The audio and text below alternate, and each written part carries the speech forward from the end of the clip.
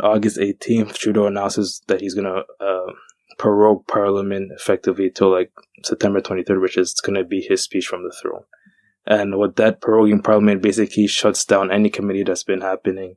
It effectively ends this session of Parliament and creates a new one after he delivers his speech from the throne, which will talk about everything, his outline for the country, his legislative plans, and etc. Just, and he said it himself. He's like, I'm not looking for an election because this thrown from the speech opens him up to potential snap election if he doesn't get the support from one other major party, right? Mm-hmm. So he said, I don't want another election, but clearly the speech from the throne that we give like a while back isn't relevant to now, right? Because they give it before COVID.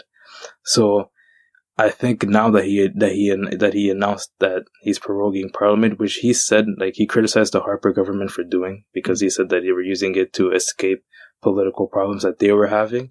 Because effectively, you shut down every committee and questioning, like, nobody is there to hold you accountable. Mm-hmm. So this was basically Trudeau's facing some of his worst political disasters right now, and he prorogues Parliament, so it kind of looks hypocritical to some, but yeah, for me, when he announced that he's proroguing Parliament, I saw it as a play by him to basically call the bluff of those other parties, because the NDP, the Conservatives have talked about, he should step down, what he's doing is bad, etc. So effectively, Trudeau kind of put the ball in their court. You guys are asking me to step down. Now I'm opening up the floor to you guys. I'm basically calling your bluff. Let's see if you guys are really about this. And he knows the NDP is facing financial woes, and he also knows that the Conservatives just got a new leader, so they might not be ready for an election right now. But at the same time, those two parties have to answer to their people now that they galvanized against Justin Trudeau. It's like, you guys told me that he should step down, and you guys now have this chance of getting him to step down. And if you guys don't do anything, then it looks really bad on you guys. But we heard recently, Jagmeet Singh said he's not looking for an election because he knows he can't face an election right now. They might lose more seats than they lost last election, which was a lot. And for the Conservatives, I don't know, the new leader, is he ready to do this right now? Like, those are questions that need to be asked. But yeah, I want to get your take on this. Yeah, no, it's as you said, it's to some extent it is political, as liberals criticized the Harper government for proroguing Parliament, but I think in that instance Harper prorogued Parliament for much longer. If I'm recalling, it might be like 3 months or something, but this one was basically just for a month, and Parliament wasn't sitting when he prorogued Parliament. So when Trudeau prorogued Parliament, they're supposed to go back on September 23rd. So the only difference was that the committees would be working, but now they won't be working and digging deeper in those, like the wee scandal stuff, and it's in the interest of the government to kind of, just shut down the committees and try to turn a new page on, on this scandal. I'm not sure if they're going to try, if the opposition parties are going to try to reopen or open up new committees, set up new committees to investigate, to continue investigating the wee scandal. I know Conservatives are saying they want to get to the bottom of this, so I don't know what that's going to look like. Yeah, but in terms of elections, nothing is assured. Nothing, everything can change. We could have elections soon. My feeling is that the Conservatives and the Bloc Québécois are going to vote against the throne speech, but not the NDP. Judging from what the leaders have been saying, I don't think the Conservatives are going to be voting for it anyways. And the Bloc has been saying, the leader of the Bloc has been saying that Trudeau needs to step down and let the Deputy Prime Minister step in, which is just bizarre because, like, the party has chosen the leader. It's not like they have to go through a leadership convention to do that. And obviously you can have an interim leader, but it would kind of be bizarre as an ask coming from someone who's outside the Liberal Party, so that's not going to happen.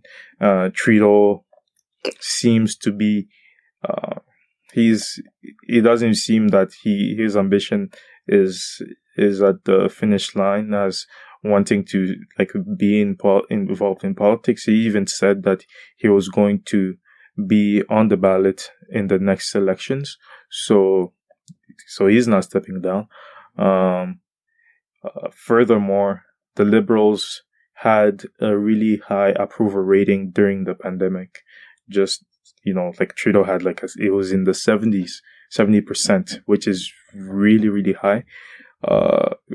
If you can recall in the previous elections, he was somewhere in the 30s, and then because of the pandemic and how they're dealing with the crisis, his approval rating shot up to the 70s. They've come down there, but they're still pretty high for other political parties to really gamble to go through an election right now. And as you said, the NDP, it is said that they are facing financial woes. And Jagmeet Singh has said he's focusing on improving the lives of Canadians, not forcing an election, meaning he wants the Liberal government to have a really thorough plan and concrete and robust plan for childcare in their throne speech. And I think the Liberals are going to do that. So in terms of what to expect, we should expect in the throne speech for the Liberal to unveil a big spending plan. That was one of the reasons why Bill Morneau why it is rumored that Bill Morneau stepped down, because he was more hawkish in terms of fiscal spending. I guess he was more, reluctant to spend money, and apparently Liberals MPs are pushing. They're pushing the government to invest in major green projects, green spending, green infrastructure. So, I was reading an article this morning, and it was sources inside both the caucus and the government are saying that the spending plan that is going to be unveiled on September 23rd is going to include a big green spending plan. So I suppose it's going to be a lot of infrastructure spending, and those kind of things. There's also going to be a big childcare program to please the NDP, and also just to please the liberal supporters. But also other welfare programs, and before going into prorogation, just after, I think, the Liberals prorogued Parliament, they announced that they were going to switch from CERB